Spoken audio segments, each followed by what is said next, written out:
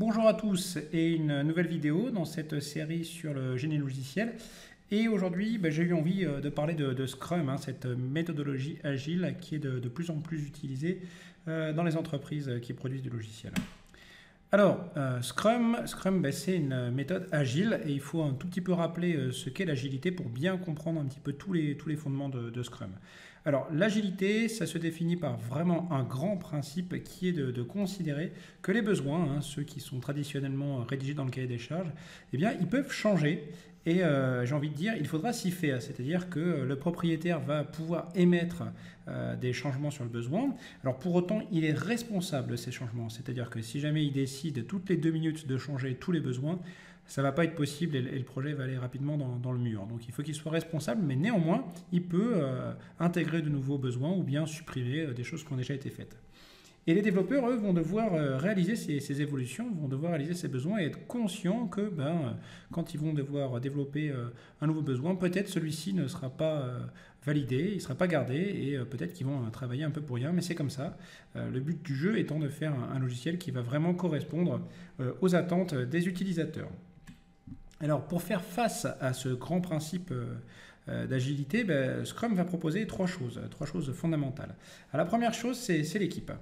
Alors, dans Scrum, il y a une seule équipe qui est responsable du développement. Et dans cette équipe, le point important, c'est qu'il y a essentiellement des développeurs. Alors, il y en a un, le Scrum Master, là, je l'ai mis une couleur un petit peu différente, on en reparlera. Mais surtout, dans l'équipe, vous voyez, c'est ce que j'ai défini ici, dans l'équipe, il y a le propriétaire, donc appelé par Scrum le Product Owner, donc c'est bien sûr lui qui représente l'utilisateur.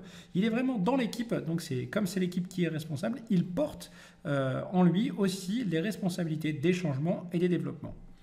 Alors le deuxième point important de Scrum, ça c'est un principe qu'on a déjà vu, qui est connu, c'est de réaliser des itérations. Alors les itérations dans Scrum, on le verra, elles se font au travers de sprints.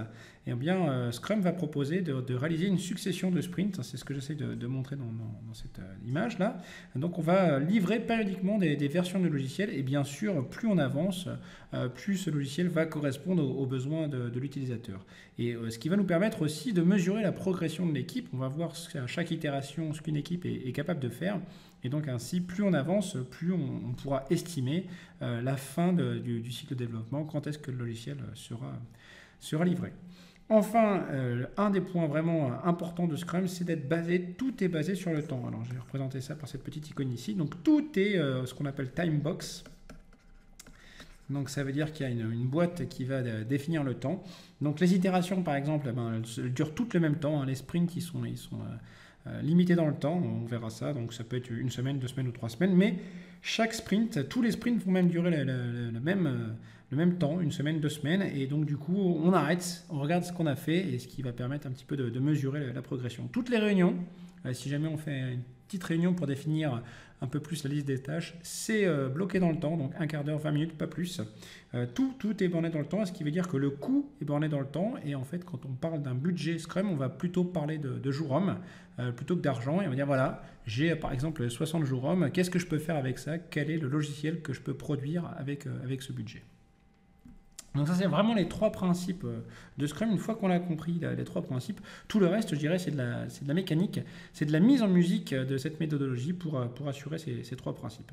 Alors en fait, Scrum, certains disent qu'il n'y a pas d'analyse, il n'y a pas de conception. Ce n'est pas tout à fait vrai. En fait, il n'y a pas de document d'analyse, il n'y a pas de document de conception, mais on va retrouver ces phases, analyse, conception et codage, tout au long d'un déroulement de Scrum. Alors bien sûr, on va commencer par l'analyse.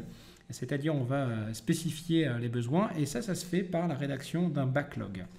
Alors qu'est-ce que c'est qu'un backlog? Je l'ai dessiné ici. Un backlog, c'est un ensemble, une liste de user stories. Et une user story, c'est quoi? C'est un scénario qui est utilisable par l'utilisateur. Alors bien souvent on décrit un user story en utilisant un pattern qui est ici. Alors en tant que, alors on va définir ensuite le rôle de l'utilisateur. Je souhaite faire quoi? Donc utiliser le logiciel et dans quel objectif? Voilà, donc on précise un petit peu ça. Alors j'ai donné un exemple par rapport au cahier des charges qui est sur mon site. Donc par exemple en tant que laboratoire, c'est le cahier des charges du CNRS.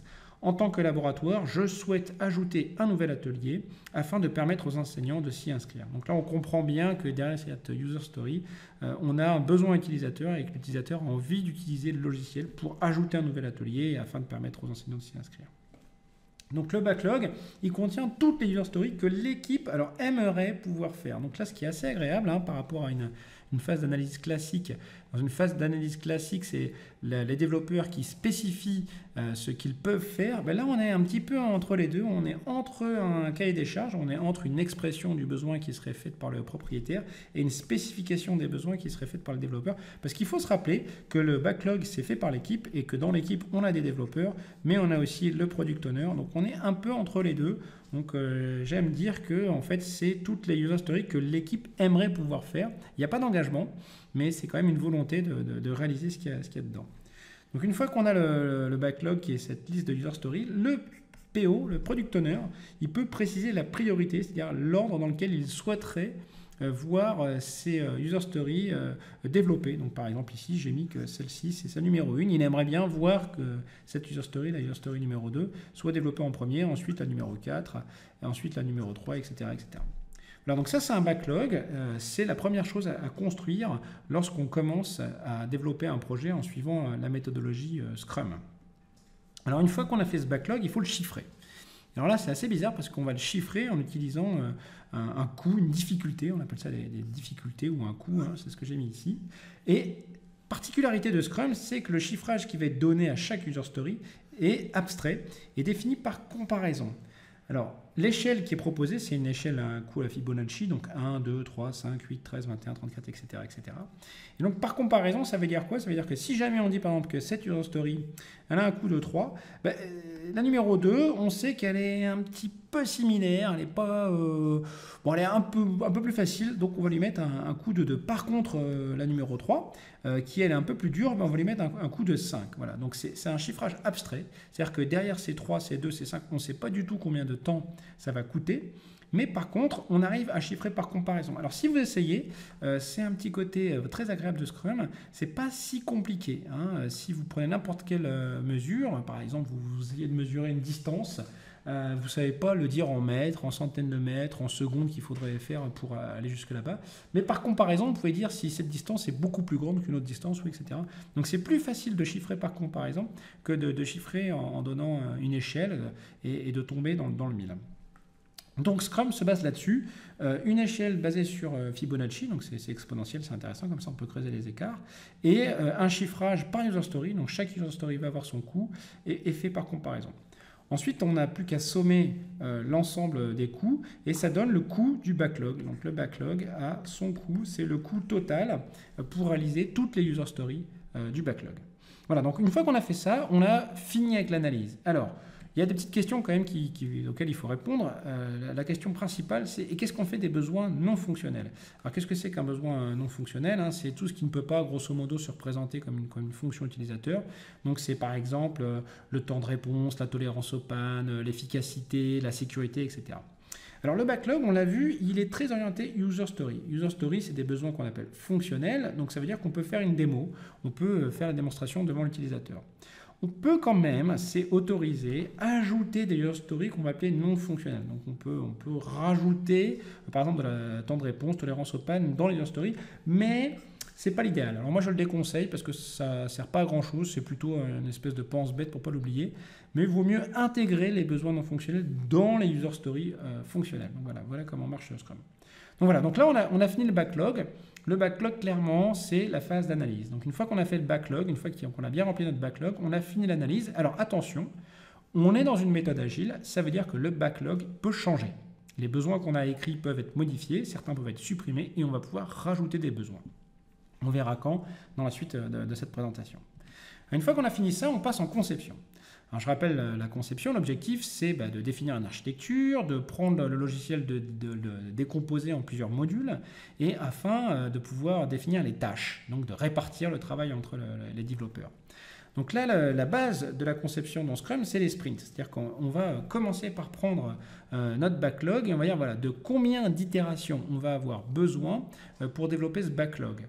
Alors en fait, plutôt que de faire ça comme ça, on va fonctionner à l'envers. On va dire combien on a d'argent, combien le propriétaire est capable de nous payer. Donc si par exemple vous êtes une équipe de 5 et que, je sais pas, le propriétaire est capable de mettre 100 jours hommes, bah, ça veut dire que grosso modo, vous pouvez faire, alors j'ai pas fait vraiment le calcul là dans ma tête, vous pouvez faire un nombre de sprints. Donc on va dire vous êtes 5, une semaine ça dure 25, vous avez 100, ça veut dire que vous pouvez faire 4 semaines, donc on va dire 4 sprints. Voilà. Donc on a ces 4 sprints, on a le backlog. La première chose à faire, c'est de répartir les user stories dans chacun des sprints. Hein. Donc un sprint, c'est quoi? C'est une période de temps qui est fixée, donc par exemple une semaine, hein, tac, pendant laquelle va travailler à réaliser un ensemble fini de user stories. Donc qu'est-ce que vous devez faire? Vous devez prendre vos user stories, ça c'est le backlog, hein, on se rappelle, ça c'est le backlog qu'on a fait lors de la phase d'analyse. Et là on va prendre les user stories et on va les ranger dans les sprints. Alors on n'est pas obligé de les prendre dans l'ordre, hein, on peut faire ce qu'on veut. Donc moi je vais prendre la 1 et la 3, je vais la mettre dans le sprint 1. Et hop, la 2 et la 4, je vais la mettre dans le sprint 2. Alors en fait on essaie plutôt d'équilibrer, hein. Là j'ai mis les deux plus chers dans le même sprint, ensuite les deux moins chers dans le deuxième sprint, donc il faudra bien sûr rajouter un petit peu d'autres user stories dans le sprint 2 pour qu'il ait un coût relativement équivalent à l'autre sprint. Donc une fois qu'on a fait ça, on peut calculer le coût du sprint, donc chaque sprint va avoir son petit backlog, hein, qui est un sous-ensemble du backlog principal, et chaque sprint va avoir un coût, donc ici j'ai un coût de 34, voilà. Donc ça, c'est la première chose à faire lorsqu'on fait la conception, ça s'appelle la planification. La planification. Donc on va ranger les user stories du backlog dans les différents sprints. Le nombre de sprints et la durée des sprints, c'est prédéfini et c'est fonction de votre budget. Une fois que vous avez fait ça, donc vous pouvez partir sur les sprints. Donc on va partir sur le sprint 1 et vous devez choisir l'architecture. Donc là, c'est de la conception classique. Vous choisissez l'architecture, vous décomposez votre gros logiciel en différents composants, en différents modules, hein, et vous regardez uniquement les modules qui sont intéressants pour les user stories du sprint. Donc c'est ce que je montre ici avec cette figure. Et donc, une fois que vous avez la liste des composants, eh ben, vous savez ce qu'il faut faire. Donc vous pouvez lister les tâches. Alors je vous incite fortement à ajouter les tests d'intégration, de validation, etc., la documentation, les aspects qualité. Vous rajoutez toutes les tâches. Et ensuite, vous pouvez vous répartir les tâches. Alors, la répartition des tâches dans Scrum, elle est un peu particulière parce qu'elle n'est pas faite par un chef de projet. Il n'y a pas de chef de projet. C'est une réparation dite spontanée. Ça veut dire que toute l'équipe va se réunir. Donc, on verra ça, c'est ce qu'on pourrait appeler le daily meeting, là, la réunion quotidienne. Toute l'équipe va se réunir, va regarder un petit peu toutes les tâches qu'il faut faire et va se auto-attribuer les tâches. C'est-à-dire que chaque développeur dit, ah ben moi je vais faire ci, moi je vais faire ça, etc. Et là, on commence à voir apparaître des rôles intéressants. Donc le rôle du Scrum Master, donc c'est un développeur dans l'équipe qui va non pas être le chef de projet, mais qui va être celui qui va animer la petite réunion pour qu'effectivement la répartition se fasse bien. C'est lui qui va aider un petit peu certains développeurs, dire allez, ça serait bien, si tu pouvais prendre une tâche, essaye de prendre celle-là, etc., etc. Donc mettre un petit peu de cohésion d'équipe dans la méthodologie. Donc voilà, donc là, ça c'est la conception. Donc une fois qu'on a fait ça, on peut passer à la dernière étape qui est l'étape de développement. Et dans cette étape, qu'est-ce qu'on va faire? Essentiellement, on va faire le suivi des tâches. Donc qu'est-ce qui se passe? Eh ben, c'est quotidien, donc c'est tous les jours. On se réunit le matin, on fait le daily meeting, on voit qui a fait quoi, qui a besoin de quoi, quelles tâches restent à faire, etc. Et puis on part sur un développement bien souvent collaboratif, on utilise des outils du marché tels que GitHub, etc. Et puis le soir, on voit ce qui a été fait, on voit les points durs à améliorer et on recommence. Alors pour faire ça, moi je préconise l'utilisation d'un Kanban. Donc ça, c'est pas vraiment Scrum, hein. Mais en gros, qu'est-ce que c'est qu'un Kanban? Ben, vous mettez sur votre tableau des colonnes. Ici, j'ai 3 colonnes. Les tâches à faire, les tâches qu'on est en cours de résolution et les tâches qui sont faites. Et ensuite, vous collez des post-it. Hein, c'est les fameux petits post-it qui vont aller franchir les différentes colonnes de notre Kanban. Et une fois qu'elles seront toutes ici, on saura qu'on a réalisé l'intégralité des tâches et donc on a réalisé le sprint. Alors ce que je conseille aussi, c'est certaines tâches, par exemple celle-ci, je conseille de faire en sorte qu'elles correspondent au test end-to-end, donc de fin à fin, de user story. Donc c'est en gros celle qui permet de dire que quand elle est effectuée, donc quand elle arrive ici, on est capable de faire la démo. Cette tâche, elle permet vraiment d'avoir un suivi des user stories et de savoir celles qui ont été complétées. C'est une notion qui va être très importante dans la suite. Donc justement, j'y viens sur cette sur l'aspect complet, compléter les user stories. Donc à la fin d'un sprint, donc ça arrive à chaque fin de sprint, on arrive à voir quelles ont été les user stories qui ont été réalisées complètement. Alors rappelez-vous, dans un sprint, on a un mini backlog, on a fait des tâches, là on a notre Kanban, on a fait les tâches, et certaines de ces user stories, celle-ci va être faite, celle-là ne sera pas faite, certaines vont être faites complètes, donc on pourra faire la démo, et d'autres ne seront pas complètement faites. Donc on va pouvoir calculer ce qu'on appelle la vélocité. La vélocité, c'est quoi? C'est on va calculer la somme des scores, donc peut-être par exemple celui-là c'était 5 et celui-là c'était 8. Donc la vélocité ici, ça serait égal à 13. C'est la somme des scores des user stories complétés. Donc on ne va pas compter celle-là, on ne peut pas la démonter, on ne peut pas faire la démo, donc elle ne marche pas. Donc on somme les scores des user stories complétés et ça nous donne la vélocité, ici 13. Qu'est-ce que c'est que cette vélocité? C'est en gros le coût qu'on a cette semaine été capable de réaliser. Donc c'est un bon indicateur parce que grâce à la vélocité, on va commencer à pouvoir parler de la capacité. La capacité, c'est une estimation du coût qu'on serait potentiellement en capacité de réaliser lors d'un sprint. D'accord? Donc vélocité, c'est ce qu'on fait. Capacité, c'est une estimation de ce qu'on peut faire. Et donc du coup, on va pouvoir tracer ce graphique qui s'appelle le burn down chart. Donc là, ici, vous voyez tous les sprints. Donc c'est une image que j'ai récupérée d'Internet. Donc ici, vous voyez tous les sprints qu'on est capable de faire.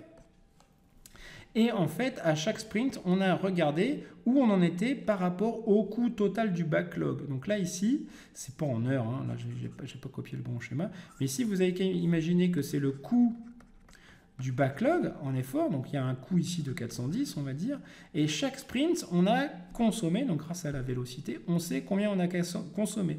Donc ici, par exemple, on a consommé 13, donc on est tombé, juste en dessous, on est tombé, tac, au deuxième sprint, on est arrivé à 397, etc., etc. Donc en voyant cette courbe bleue, on voit ce qu'il nous reste à faire, et c'est ce qui va nous permettre aussi de commencer à calculer la capacité, donc de pouvoir se projeter sur les sprints suivants, et de voir en gros quand est-ce qu'on arrivera vraiment à la fin du projet. Donc si jamais vous n'avez de l'argent que pour...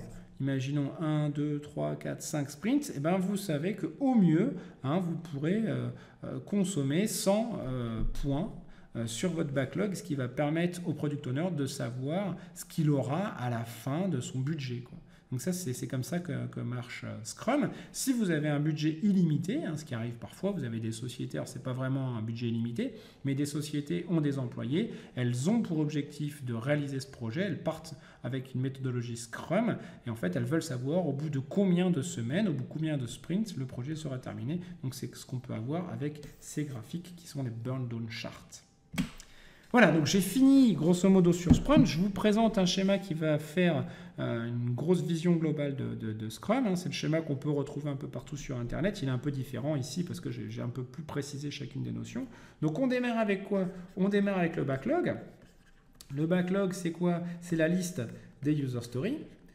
Chaque user story a un numéro, a une description, a une priorité qui est donnée par le product owner et un coût qui est donné par l'équipe. Là aussi, le Scrum Master va utiliser tout son talent d'animateur pour faire en sorte que tous les développeurs participent à l'estimation du coût. Donc on a le coût total du backlog. Ici, c'est l'effort estimé qu'il faut pour réaliser toutes les user stories du backlog. Une fois qu'on a fait ça, on démarre la sprint, donc on va faire sprint 1, sprint 2, donc là ici on a fini l'analyse, on part en conception, qu'est-ce qu'il faut faire? Première étape de la conception, ça va être la planification, ça veut dire qu'on va définir les backlogs de chacun des sprints. Une fois qu'on a fait ça, donc on connaît la somme ici, la difficulté du sprint, donc là c'est 50, d'accord? On fait l'architecture, on fait la liste des tâches, on avance le Kanban, on arrive à la fin du sprint, on met à jour le burn down chart, on sait à peu près où on est, et ici, tac, on peut modifier les besoins. Alors c'est là aussi où on va refaire, donc là c'est une étape très importante, on va refaire la planification, parce que forcément, peut-être qu'on va se rendre compte qu'il va falloir basculer certaines user stories qui n'ont pas été faites sur le sprint d'après, et puis peut-être qu'on n'aura pas l'argent pour aller faire toutes les user stories qu'on aurait aimé faire au début. Et puis on avance sur le sprint numéro 2, on redémarre avec le backlog du sprint numéro 2, renouveau une petite phase d'architecture qui sera moins compliquée que la phase d'architecture du premier sprint, on repart sur l'identification des tâches, on termine, on fait le bilan, etc., etc., etc. Voilà, alors ne pas oublier que tous les jours ici, tac, il y a le daily meeting. Donc qu'est-ce que c'est que ce daily meeting? C'est une petite réunion quotidienne qui est timeboxée, donc on va dire 15 minutes par exemple, qui va nous permettre de lister les tâches qui restent à faire. Donc là, il y a toujours le reste à faire, hein, le RAF, reste à faire. De voir un petit peu qu'il y a des difficultés, de voir si jamais il faut un petit peu changer l'affectation des tâches aux développeurs. Je vous rappelle que l'affectation, elle est spontanée. Et bien voilà, donc vous avez une vision globale de Scrum. Alors, je termine en reprécisant les rôles de chacun. Hein, dans une équipe Scrum, on a différents rôles. Donc, le rôle du Product Owner, donc lui, c'est vraiment le propriétaire. Il représente l'utilisateur, c'est ce que je montre ici. Hein, lui, il a l'utilisateur en tête. C'est lui qui possède le logiciel, c'est la définition classique du propriétaire. Dans la méthode Scrum, il a des responsabilités un peu particulières. C'est lui qui est responsable des user stories, hein, donc c'est lui clairement qui exprime le besoin. Donc il faut que la user story elle corresponde à son besoin. Et c'est lui qui va fixer les priorités. Ce n'est qu'un souhait, c'est-à-dire il veut voir cette user story réalisée en premier. Ensuite, on a un développeur un peu particulier qui est le Scrum Master. Donc lui, c'est le maître du temps. C'est lui qui va garantir que les réunions ne débordent pas, que les sprints durent bien ce qu'ils doivent durer, etc. C'est un peu le procédurier au niveau du temps. Je les dessine un petit peu comme ça. Mais surtout, c'est notre grand animateur. Donc c'est lui qui va gérer la petite réunion pour harmoniser les coûts sur les user stories lorsqu'on va chiffrer le backlog. C'est lui qui va animer la réunion pour l'affectation spontanée des tâches, etc., etc. Et enfin, on a les développeurs. Parce qu'une équipe Scrum, c'est avant tout une équipe de développeurs. Alors, avant la petite synthèse, je vais vous donner quelques les petits tuyaux hein, pour appliquer Scrum dans la vraie vie.